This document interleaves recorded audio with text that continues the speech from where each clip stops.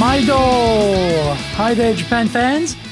In today's show, we are going to talk about boring presentations in business. Now what's the problem there?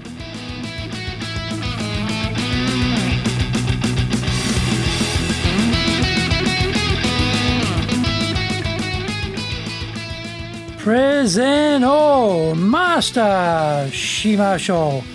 This is the Presentation Japan Series podcast. We are beaming around the world to you from sunny Minato-ku, well, I should say pretty hot and pretty humid Minato-ku at the moment. You know, we're getting up to like 36 degrees in Tokyo, 37 degrees. Man, it wasn't like that when I came here in 1979. It was humid, yeah, but it wasn't so hot. It's getting hotter, actually. It's getting hotter. Definitely getting hotter.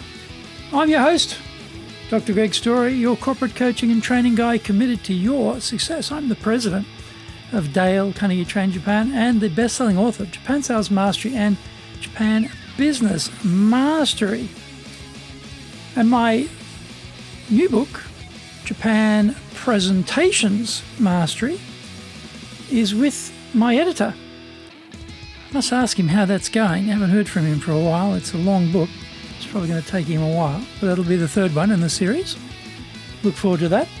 Now, through this podcast, I want to help you to become a better speaker who is clear, confident, persuasive, and very importantly, highly, let's underline that word, highly influential with those around you. Pretty good combo. Clear, confident, persuasive, and highly influential. That's where we want to be when we're presenting. Now, every week I say, you know, if you have feedback on the show, preferences, blah, get back to me. Crickets. Never hear anything. So, tell me. You know, this is the point, isn't it? Are there things that we're covering you'd like to hear about? Are there things that we can help you with? Are there issues we're not addressing? Now, you know, we're up to 200 episodes. This is the 200th episode. Are we done? Are we done? Have we done enough? Do we just put a line under 200 and say, okay, we're good. We don't need to do any more. We've done enough. Or do we keep going? You know, this is something I'd like to hear from people. Is 200 enough? Or are there things we haven't covered? Or are there things you want to hear about? Or should I keep going? That's, I guess, a good, 200 is good. I mean, it's a good question, isn't it? It's a very good question.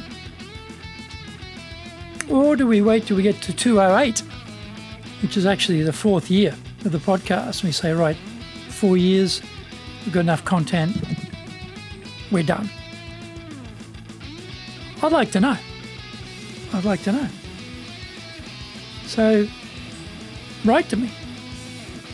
craig.story@dalecarnegie.com. That's where I am. We do a lot. We've got podcasts running every day. Mondays, we have the Cutting Edge Japan Business Show. Tuesday, the Presentations Japan series. And actually every second Wednesday, we have the Business Tatsujin no Oshie program. Wednesdays, we have the Sales Japan series. Thursdays, the Leadership Japan series. And every second Thursday, we have the Business Pro Podcasto program. Fridays, we have the Japan Business Mastery Show. Saturdays, we have Japan's top business interviews. As I mentioned, this is episode 200. So, is that it? 200, 208? Is that good enough? Let me know. Today we are talking about business presentations. I'm not boring, but you may be. We've all grown up in business, watching internal presentations at our firms. Might be a big announcement, a town hall, a shareholders meeting, or just a weekly meeting. Then we have those cases where we go outside the company and present to clients, industry groups, chambers of commerce, etc. The sad thing is that rarely are any of these presenters any good. How can that be? None of the things I have mentioned are new items. These types of presentations have been given in one form or another since we had things called companies. People giving them are not stupid. They are invariably well educated, well experienced and talented. Not too many companies want useless, stupid people speaking in front of others or representing the brand. So, why don't we see scintillating and sizzling business presentations as the norm? Well, there are cultural norms. In my experience, America seems to have an education system and society where speaking up is encouraged and blowing your own horn is not an issue. As an Australian, that is an issue. We have a thing there called the tall poppy syndrome, which means that any poppy flower that tries to get above everyone else gets cut down to size. Japan, interestingly, has the exact same concept with the deru kugi idea, where the nail that sticks out gets hammered down. Every other country falls somewhere on this scale of self-aggrandizement, with America and Japan probably being the bookends.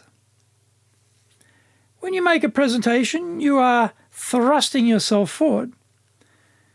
This can be a booster for your career or a career-limiting disaster or something in between. The interesting thing is very few people are able to make it a career booster. Part of it can be self-limiting beliefs about your ability to actually stand up in front of others without quivering like jelly from head to toe. Another part of it can be possessing no concept of the importance of the act of presenting and its solid link to career building. Companies promote people who are articulate, clear, and persuasive because they know these are the requirements for leaders. Many specialists imagine their technical ability will carry the day and they can get a free pass on being capable as a presenter. That is possibly true, but only up to a point. If you can't be persuasive, your technical abilities are not a substitute when firms are considering who to promote into leadership roles. Find out more. We come back from the break.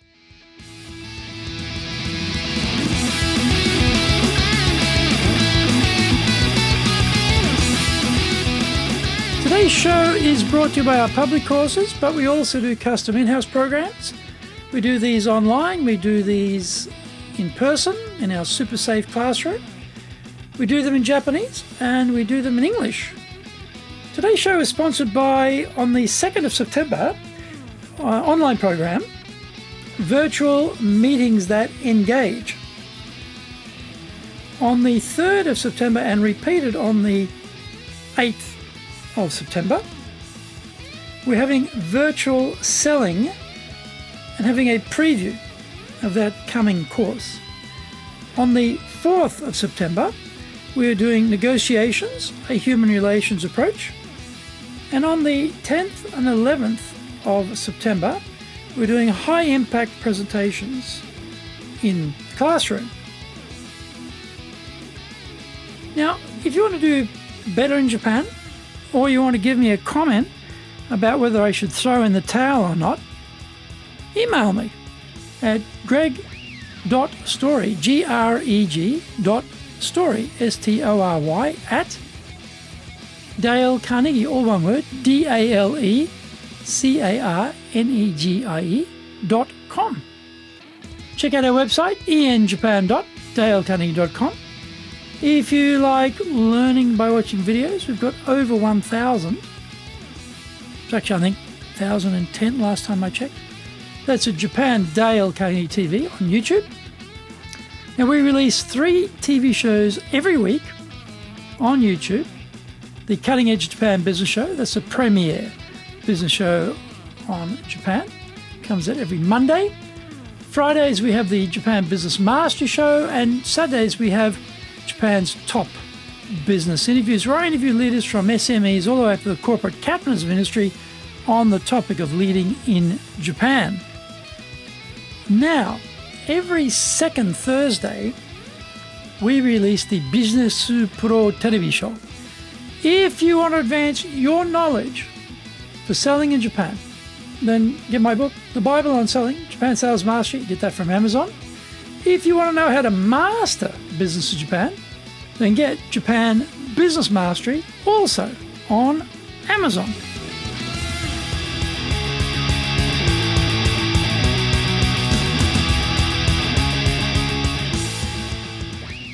Welcome back. So, we could expect that people who are motivated to push forward in their careers and get to the top echelons of the company would all be rushing out to get trained on how to be a professional when presenting. Rarely the case, in fact. But why is that? Part of it can be the concept of good is the enemy of great.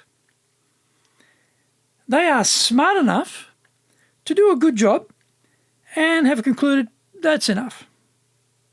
Or they may still be clinging to the belief that being a great lawyer, doctor, engineer, architect, accountant, dentist, etc.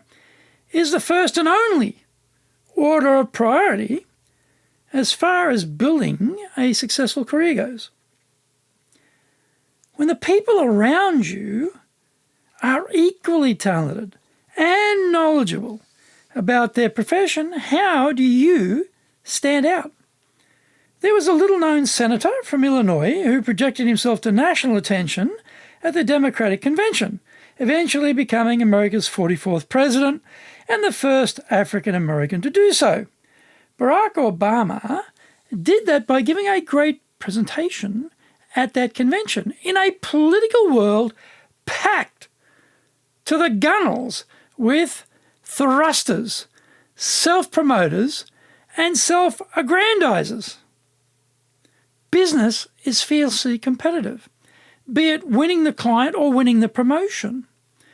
Changing our mindset about presenting and facing the reality of being able to present well in order to advance through the ranks is a necessary starting point.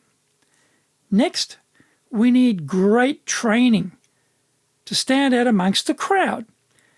Even though most business presentations you have ever seen have been boring, you don't have to join the ranks of those dud presenters.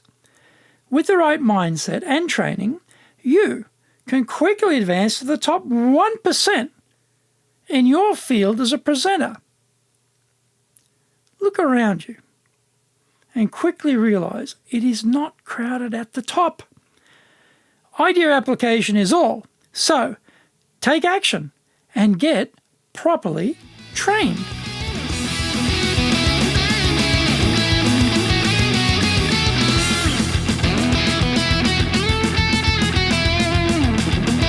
How about it? Did you get value from today's show? If you did, share the love around with your family, friends, and colleagues. Don't forget to rate, review, subscribe, and share this podcast. Until the next episode, go out there and apply the learnings from today and become a presentations legend amongst your circle. Thank you for listening, and please let me know if there should in fact be a next week. Regardless, I am still your corporate coaching and training guide, committed to your success here in Nippon. Well, for the moment, at least.